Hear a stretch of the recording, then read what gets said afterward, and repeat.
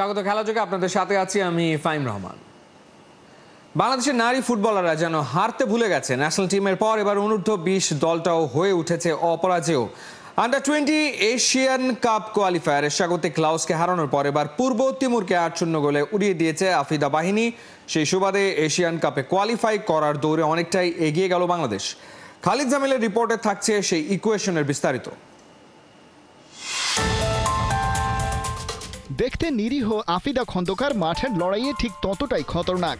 দলকে সবসময় উজ্জীবিত রাখেন, প্রতিপক্ষ হোক দুর্বল কিংবা শক্তিশালী, সব সময় ধসিয়ে দেওয়ার মানসিকতা তার। তিনি বাংলাদেশের বর্তমান ক্যাপ্টেন, একই সাথে লাওসের লাল সবুজ অনূর্ধ্ব-20 দলকেও নেতৃত্ব দিচ্ছেন। সিনিয়র টিমকে নিয়ে মিশন অস্ট্রেলিয়া মানে আগামী এশিয়ান কাপের মূল পর্ব নিশ্চিত করেছেন আগেই। তার ক্যাপ্টেন্সিতে আন্ডার-20 এশিয়ান কাপটাও কি খেলতে পারবে বাংলাদেশ? চলুন উত্তরটা খোঁজা যাক। অনূর্ধ্ব-20 এশিয়ান কাপ কোয়ালিফিকেশনে গ্রুপ এইচ থেকে খেলছে বাংলাদেশ। সেখানে প্রথম ম্যাচে লাওসকে আর শুক্রবার তিমুর লেস্তের বিপক্ষে 8-0 গোলের জয় পেয়েছে সাগরিকারা। এইচ গ্রুপে 2 ম্যাচ খেলে 6 পয়েন্ট নিয়ে বাংলাদেশ এই মুহূর্তে টেবিল টপার। নিয়ম বলছে গ্রুপ চ্যাম্পিয়নশিপ নিশ্চিত করতে পারলে লাল সবুজ কন্টিনজেন্ট নিশ্চিন্তে উতরে যাবে, সুযোগ করে নেবে মূল এশিয়ান কাপে। আগামী বছরের এপ্রিলে সেই আসর বসবে থাইল্যান্ডের মাটিতে। কিন্তু গ্রুপ চ্যাম্পিয়ন হতে কেবল পূর্ব তিমুর আর লাওসকে হারানোই যথেষ্ট নয়, কারণ এই এইচ গ্রুপে আছে দক্ষিণ কোরিয়ার মতো আরেকটি শক্তিশালী দেশ। ওদের সিনিয়র টিম ফিফা র্যাঙ্কিংয়ে 21 নম্বর দল, সেটা দেখেই তাদের ফুটবল অবকাঠামোর একটা আন্দাজ করা যায়। আর এই শক্তিশালী দক্ষিণ কোরিয়াকে হারাতে পারলেই গ্রুপ চ্যাম্পিয়ন হয়ে অনূর্ধ্ব-20 নারী এশিয়ান কাপে কোয়ালিফাই করতে পারবে বাংলাদেশ। টুর্নামেন্ট ফরম্যাট অবশ্য বলছে গ্রুপ থেকে চ্যাম্পিয়ন হতে না পারলেও সুযোগ থাকছে আফিদাদের সামনে। সেক্ষেত্রে জড়িয়ে পড়তে হবে জটিল সমীকরণে, কারণ নিয়ম অনুযায়ী কোয়ালিফায়ার রাউন্ডে যে 8টা গ্রুপ আছে সেখান থেকে চ্যাম্পিয়ন ছাড়াও পিক করা হবে 3টা বেস্ট গ্রুপ রানার্স আপকে। সেই 3 দলের একটায় থাকতে পারলেও বাংলাদেশ চলে যাবে এশিয়ান কাপের মূল পর্বে। তবে সেজন্য আগামী 10 আগস্টের ম্যাচে সাউথ কোরিয়ার বিপক্ষে কেবল গোল ব্যবধান কমিয়ে রাখার হিসেব করলেই হবে না, বাকি 7 গ্রুপে কে কত গোল ব্যবধানে হারছে খেয়াল রাখতে হবে সেটাও। তবে পূর্ব তিমুরের বিপক্ষে যেভাবে দাপট দেখিয়ে ম্যাচ জিতেছে আফিদারা, তাতে কম সম্মানজনক হারের হিসেব করছেই না তারা। সাউথ কোরিয়ার বিপক্ষে জয়ের জন্যই মাঠে নামবে ওরা। বিশেষ করে তিমুর লেস্তের সাথে 8-0 গোলে জিতে পাচ্ছে বাড়তি আত্মবিশ্বাস। শুক্রবারের ওই ম্যাচে হ্যাট্রিক করেছেন শ্রীমতী তৃষ্ণা, একটি করে গোল করেন সিনহা জাহান, শান্তি মার্ডি, নবীরন খাতুন, মুনকি আক্তার ও মোসাম্মদ সাগরিকা। হাফ টাইমের আগেই বাংলাদেশের কাছে 5 গোল হজম করে পূর্ব তিমুর। বিরতি থেকে ফিরেও ঘুরে দাঁড়াতে পারেনি তারা। সাগরিকা কৃষ্ণাদের সামনে ব্যস্ত থাকতে হয়েছে কেবল নিজেদের জাল বাঁচাতে। তবুও আরও 3টা গোল হজম করে তিমুর। বাংলাদেশ জয় নিশ্চিত করে 8-0 স্কোর লাইনে। খালিদ জামিল, 71।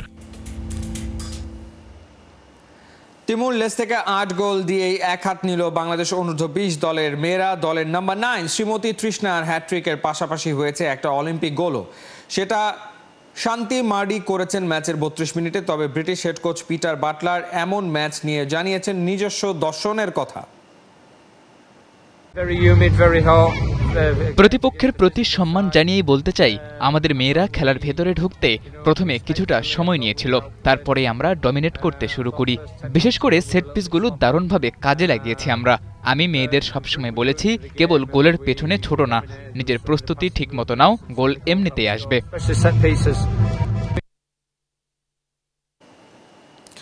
খেলার মাঠে খেলা নয়, হবে সবুজায়ন। মানুষের হাঁটা চলার জন্য বন্ধের সংখ্যায় প্রায় 22টি ডিসিপ্লিনের খেলাধুলা, এমন অভিযোগে উঠেছে দিনাজপুর জেলা প্রশাসক মোহাম্মদ রফিকুল ইসলামের বিপক্ষে।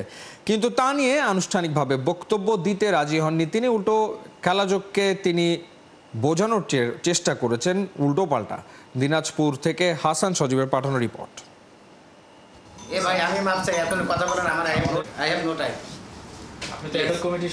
আমি সভাপতি, আপনি 7 দিন পরে আসবেন, আমার পড়াশোনা করা লাগবে, তারপরে প্লিজ আমি মাফ চাই।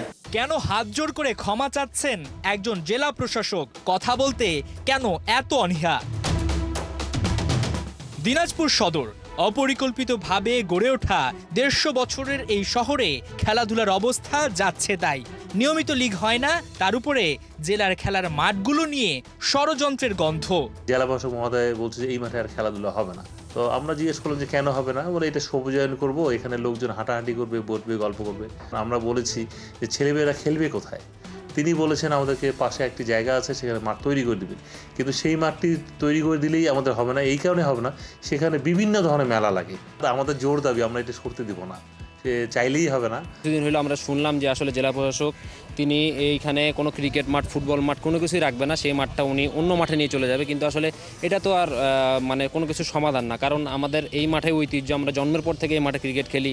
এই মাঠটা এখান থেকে সরে গেলে আসলে অন্য জায়গায় যায় কবে রেডি হবে, কি হবে না হবে। আমাদের এখানে যেই বিসিবির তৈরি করে দেওয়া ক্রিকেট মাঠ আছে, পিচ আছে, ড্রেসিং রুম আছে, তো এগুলো যদি এখানে সরিয়ে নিয়ে যাওয়া হয় তাহলে আমাদের ক্রিকেট আরও হুমকির মুখে পড়বে। আমাদের ক্রিকেট এমনি দিন দিন পিছিয়ে যাচ্ছে, দিনাজপুর ক্রিকেট। বাট এভাবে যদি মাঠ সরানোর চিন্তা ভাবনা প্রশাসন, জেলা প্রশাসন করে থাকে, তাহলে আমাদের ক্রিকেট আরও দিন দিন পিছিয়ে যাবে। এমন অভিযোগে আমাদের গন্তব্য জেলা ক্রীড়া সংস্থার অ্যাডহক কমিটির সভাপতি জেলা প্রশাসক জনাব মোহাম্মদ রফিকুল ইসলামের কার্যালয়। আমাদের জানার আছে অনেক কিছু। ক্রীড়া সংগঠক, কোচ, খেলোয়াড়দের সঙ্গে আলোচনা না করে কিভাবে তিনি একক সিদ্ধান্ত নিচ্ছেন।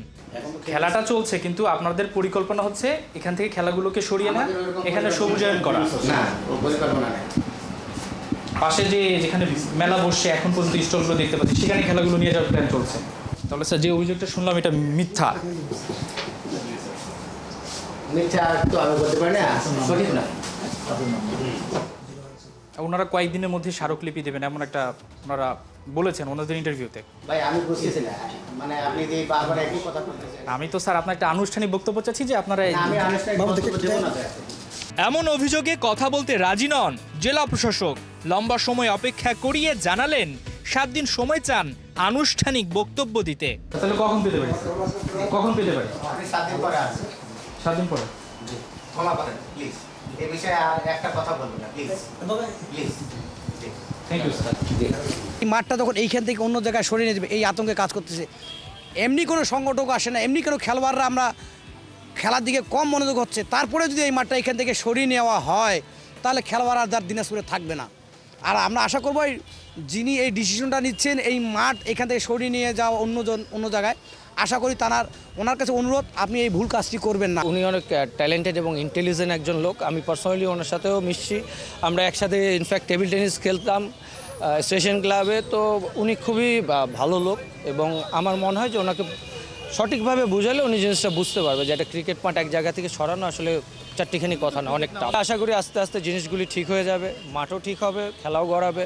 খেলা গড়াইলে প্লেয়ার হবে, প্লেয়ার হলে পরেই আমার দেশের, আমার ডিস্ট্রিক্টের নাম আরও উপর জায়গায় যাবে, এটাই আর কি আশা, সবার আশা। তাই করবো যেন জেলা প্রশাসন আমাদের সহযোগিতা করে এই মাঠটাকে আর উন্নত কীভাবে করা যায়, পিচ কীভাবে ভালো করা যায়, ফ্যাসিলিটিস কীভাবে বাড়ানো যায়, সেই বিষয়ে কথা বললে, সেই বিষয়ে তারা যদি পদক্ষেপ গ্রহণ করে তাহলে আমাদের জন্য ভালো হবে। অপরিকল্পিত নগরায়নের মাঝে এতদিন এই বিশাল মাঠটাই স্বস্তি দিয়ে এসেছিল খেলোয়াড়দের। এখানে ফুটবল, ক্রিকেট সহ 22টি খেলাধুলা হয়ে থাকে, কিন্তু একটা বড় শঙ্কার নাম এই মাঠের যত খেলাধুলা আছে সেটাকে অন্যত্র সরিয়ে নেয়া। যে মাঠে খেলাধুলা হওয়ার কথা সেটা একেবারে অপ্রস্তুত এবং সেখানে প্রায় 12 মাসই বিভিন্ন ধরনের মেলা অনুষ্ঠিত হয়ে থাকে। এখন এখানকার যত সংগঠক আছেন এবং খেলোয়াড় সবার একটাই দাবি, যাতে তাদের এই প্রাণের মাঠকে সরিয়ে অন্যত্র না নেওয়া হয়। তাহলে দিনাজপুরের খেলাধুলা যেভাবে কমে আছে, একটা সময় হয়তোবা তাকে কবরই দিতে হবে। হাসান সজীব, 71, দিনাজপুর। এভাবে ক্রিকেট চলতে পারে না, সাফল্য আশা করেন কিভাবে? আচমকা শান্তর ক্যাপ্টেন্সি হারানোর ইস্যুটাকে সামনে এনে একের পর এক বিস্ফোরক মন্তব্য করেছেন সাবেক অধিনায়ক খালেদ মাহমুদ সুজন। বিসিবির সাবেক এই পরিচালকের মতে সবাইকে এক সুতোয় গাথার পরিবর্তে উল্টো দলের মধ্যে গন্ডগোল পাকাচ্ছেন cricket operations chairman Nazmul Abedin Fahim. Saiful রূপকের রিপোর্ট। কীভাবে কন্ট্রোল করবেন? উনি তো আগেই গন্ডগোল লাগাই দিয়েছেন। আপনি এইটুক বুদ্ধিশুদ্ধি হলো না, আপনি এইটুক ফাইট করতে পারলেন না, তাহলে আপনি ক্রিকেট অপারেশন চেয়ারম্যান হতে চাচ্ছেন কেন? হন কেন? তো যদি বলেন কত মার্কস দেবেন, আমি 5 দিব। মানে হ্যাঁ, কারণ 95টা উনি খেয়ে ফেলেছেন শান্তর ক্যাপ্টেন্সি ইস্যুতেই। এটা 7 দিন আগে আপনারা ভাই জুম মিটিং করলেন না কেন? 7 দিন আগে ডিসিশন দিয়ে দিতেন যে শান্ত ক্যাপ্টেন থাকবে না। থুতু উপরে মারলে নিজের গায়ে পড়ে। এটা নট ইজি ভাইয়া। চেয়ারে বসার আগে অনেক কিছু বলা যায়। বুকের ভেতর কত বড় ঝড় বয়ে গেছে শরীরী ভাষায় নাজমুল শান্ত তার টের পেতে দেন না। পরিশ্রমী, দলের জন্য নিবেদিত প্রাণ, অথচ এমন ক্রিকেট মস্তিষ্ককেই অপেশাদারভাবে বড় আঘাত দিয়েছিল বিসিবি। তামিমের পর এবার ক্রিকেট অপারেশনস প্রধান নাজমুল আবেদিন ফাহিমের দিকে আঙ্গুল তুললেন খালেদ মাহমুদ সুজন।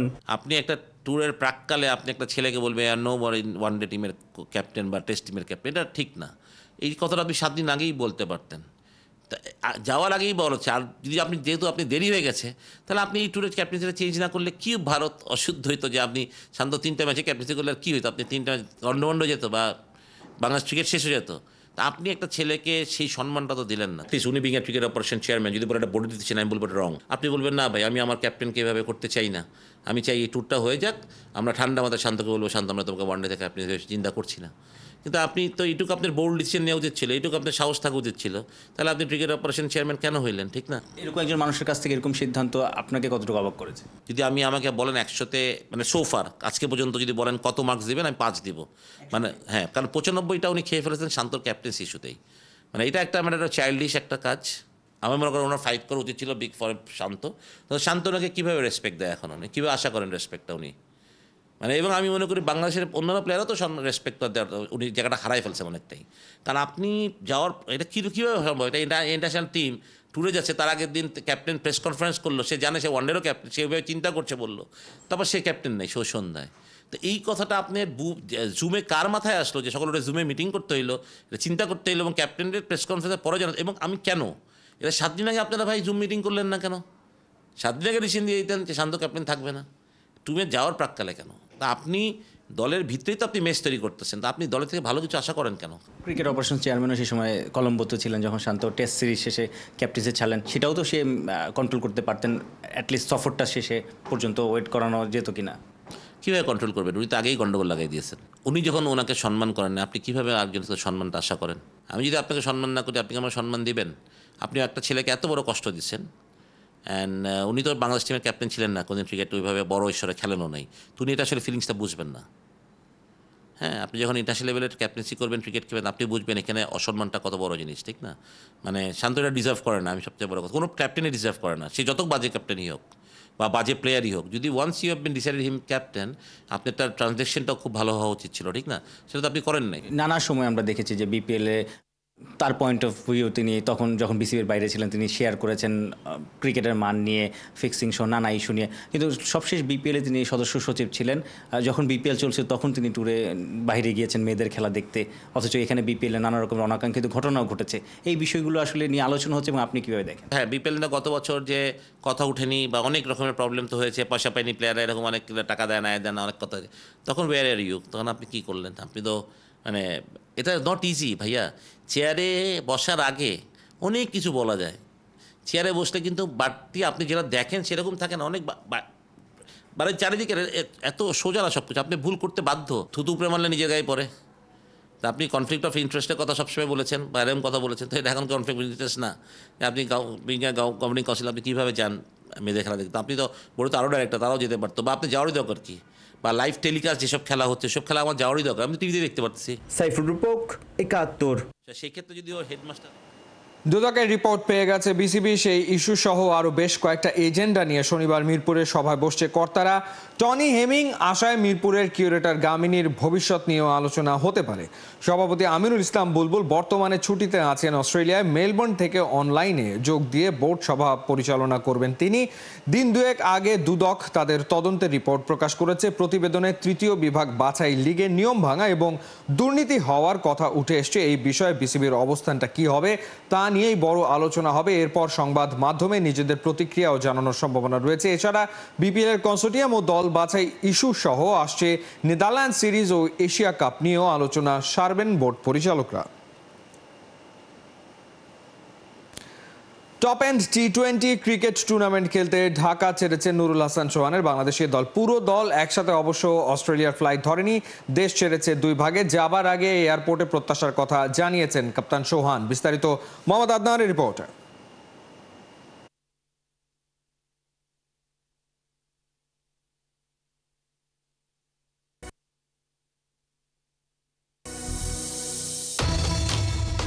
গত বছর শিরোপাটা ছোঁয়া হয়নি, তবে এবার সেই আক্ষেপ রাখতে চায় না নুরুল হাসান সোহানের নেতৃত্বাধীন বাংলাদেশ এ দল। Top end T20 cricket tournament খেলতে অস্ট্রেলিয়ার ফ্লাইট ধরেছে টাইগাররা, যদিও একসাথে যাওয়া হচ্ছে না পুরো দলের। বৃহস্পতি এবং শুক্রবার 2 ভাগে দেশ ছেড়েছে সোহান, আফিফ, রাব্বিরা। বাংলাদেশ থেকে সম্পূর্ণ ভিন্ন কন্ডিশন অস্ট্রেলিয়াতে খেলার তেমন একটা সুযোগ মেলে না টাইগারদের।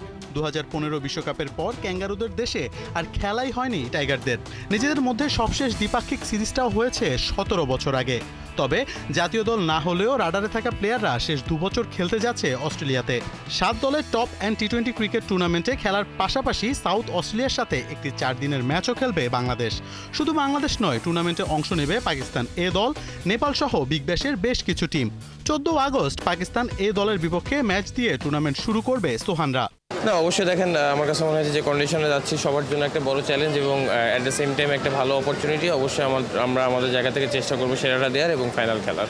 অবশ্যই আশা করবো ইনশাল্লাহ, বাট আমার কাছে মনে হয় যে অ্যাট দ্য সেম টাইম আমাদের ওখানে আমাদের 100% খেলাটা খেলতে হবে এবং যেটা বললাম যে টিম হিসেবে খেলতে হবে এবং আমাদের প্রসেসগুলো যদি আমরা ঠিকমতো ফলো করতে পারি ইনশাল্লাহ ভালো কিছু হবে। না, অবশ্যই দেখেন, যেহেতু এখন অস্ট্রেলিয়ার জন্য যাচ্ছি, এটা নিয়ে ফোকাস করতে যাচ্ছি। অবশ্যই এই টুর্নামেন্টটা ভালো করতে চাই, আর যেটা বললাম বাকিটা আল্লাহ ভরসা।